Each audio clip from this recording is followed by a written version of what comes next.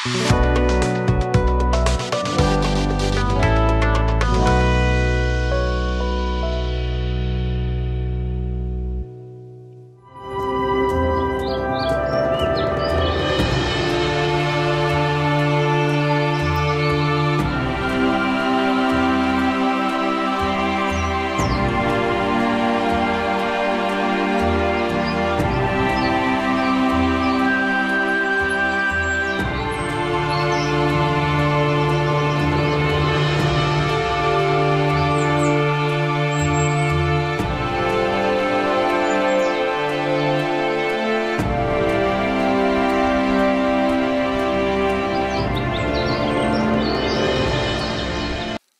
जीशु ख्रीष्ट अति बहुमूल्य नाम संपर्क इंडिया द्वारा प्रस्तुत कार्यक्रम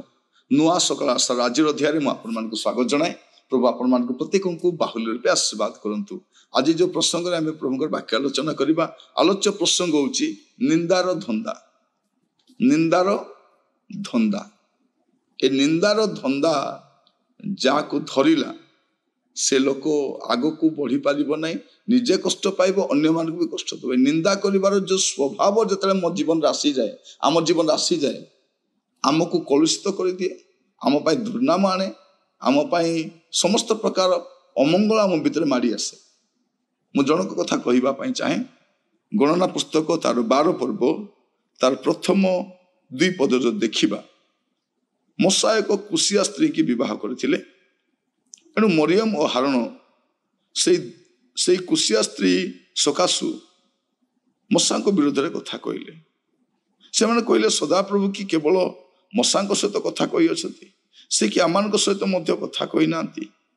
मात्र ये कथा सदाप्रभु शुणिले। कौन है देखु मूसा हारण मरियम 3 भाई भौणी प्रभु समस्त कथा ही, तो एमान भीतर कौन पसला मूसा कुशिया स्त्री को बाहाई, से जा को इच्छा कले बाहा है, से कला हुंतु कि गोरा हुंतु कि बांगरी हुंतु कि केमिति हुंतु, से मूसा कथा। किंतु एमानकर मुंड कथा कौन निंदा तो करिवार अछि। मरियम सेठी कौन अग्रणी लीडरशिप नौचंती, कौन प्रभु केवल तास्त कथा कि भाई आम सहित भी कथा तोस्त कथा ही ना, तत्ते भी कथा है, मत भी कथा है, ए कथा प्रभु भी शुणिले। शुणिला पर कौन होची आपण तले तले देखिबे, देखा जाउची 3 पदरे मूसा पृथ्वीस्थ समस्त लोक अति नम्र लोक थिले। से नम्र लोक ए 2 भाई भौणी अति नम्र, एमानकर अवस्था कहले न सरे, सांगरे अछंती निजर भाई रो विरुद्ध रे माने जाउछ। तापर कौन हैला आगु जदि देखिबे विचित्र कथा होची। अनंतर सदाप्रभु अकस्मात मूसा को हारण को मरियम को कहिले तुम 3 जन बाहर होई समागम तुम निकट आस। तो से 3 जन बाहर होई आसिले, सेतेले सदाप्रभु मेघस्तंभ रे ओल्हाई तंबू द्वार रे छिड़ा होई हारण को मरियम को डाकिले, तो से माने दुहे बाहर होई आसिले। तेबे से कहिले आमर वाक्य शुण, जेबे तुमान को मध्य कई भविष्यत वक्ता थाए, तेबे आमे सदाप्रभु कौन दर्शन द्वारा ता प्रति अपना को प्रकाश करिबा, आमे स्वप्न द्वारा ता सहित कथा हेबा। आंबर सेवक मूसा तद्रूप नुहे, से आंबर समस्त गृह मध्य विश्वास पात्र। आमे ता सहित गुढ़ वाक्य नुहे, मात्र मुखामुखी प्रकाश्य रूपे कथा कहवा, और से सदाप्रभुकर आकार दर्शन करिबो। ए तो तुम्हें माने आमर सेवक विरुद्ध रे मूसा विरुद्ध रे कथा कहवाकू कहीं भीत हेलो नहीं। एई रूपे सेमान प्रति सदाप्रभु क्रोध प्रज्वलित हैला, तो ही से प्रस्थान कले। एते स्टोरी आप आगो को देखिए, एते स्टोरी मूसा जानी ना, भावुचंती मोर भौणी भल, मोर भाई भल, मो प्रति भारी भल, देखला बेलके 2 जन भितर चलई। ए निंदार धंदा धरी एमानकु जेतेले मूसा को निजर भाईटा तो ताकू भल पाउछंती, किंतु ए स्त्री को देखिले एमानकर मन उणा ही जाउछ। प्रिय भाई भौणी मान जेतेले निंदार भूत धरिबो जने लोक को, से निंदा करने को आरंभ कला माने परवर्ती समय केवल निंदा निंदा करी जीव से। निंदार धंदा बड़ मारात्मक। परवर्ती समय आप देखिए 11-10 पद देखिए, तो तंबू पर मेघ स्थानांतरित हैला, आ देख मरियम कुष्ठग्रस्ता हिमतुल्य श्वेत पुणी हारण मरियम को नाते देख से कुष्ठग्रस्त 2 जन कुष्ठग्रस्त होती कौन पाई निंदा कर प्रिय भाई बहन निंदा करवा गोटे पाप अटे किंतु आम अनेक थर प्रभु को दास दासी मान निंदा करूँ बचसा करूँ समालोचना करूँ तर्जमा करूँ अभिषेक को तुलातुली कर तो प्रभु कहले तुम्हें भाववादी किंतु मोर मशा भाववादी नुहे मुझे मुखामुखी कथा परमेश्वर जड़े नम्र लोक को उठेबा समय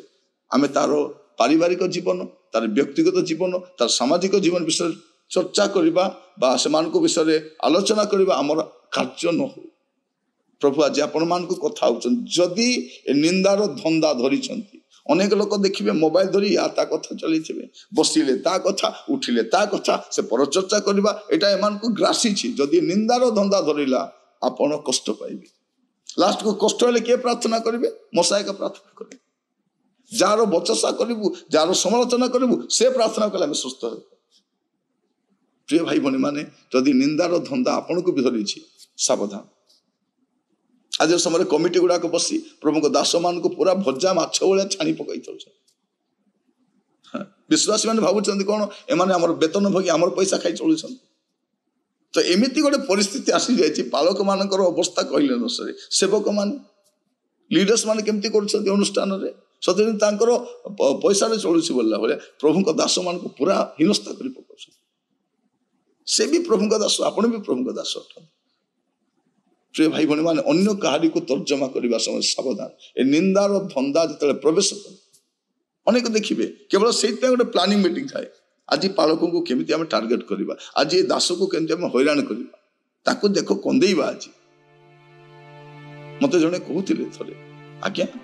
पालकों को एमती चारियाडू घेरिलु आज्ञा पार्टी कथा बाहर ना से भौ भौ कर कांदिले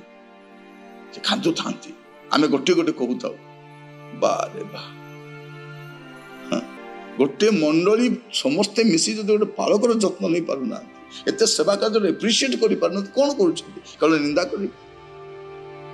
प्रिय भाई बहन तार परिणाम अच्छी प्रभुकर दास मान को समादर करने जत्न मंडली अनुष्ठान दायित्ववान होगा मझे मुझे शुणुली गोटे कार्यकारी को काढ़ीदेवे गत बयस्क लोक वृद्धा बयस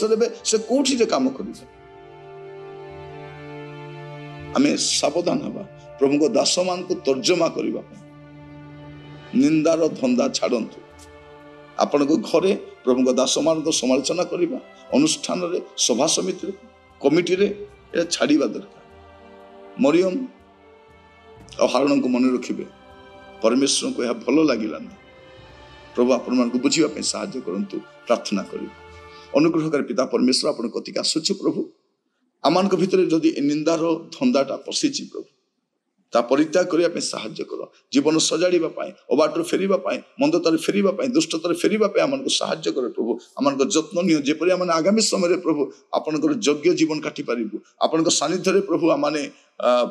आपण इच्छा सम्मत जीवन काटी पारू आम साहाय्य कर आदर महिमा आपण प्रभु मुझे मागी नहीं द्वारे दान करूँ प्रत्येक जत्न नियंतु प्रभु जदि भूल बसत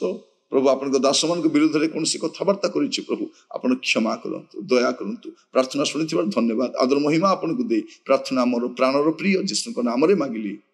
आमेन प्रभु आपण मान प्रत्येक आशीर्वाद करंतु प्रभु अनुग्रह कले आसंता काली नुआ अध्याय जड़ित होगा विदाय दिंतु नमस्कार।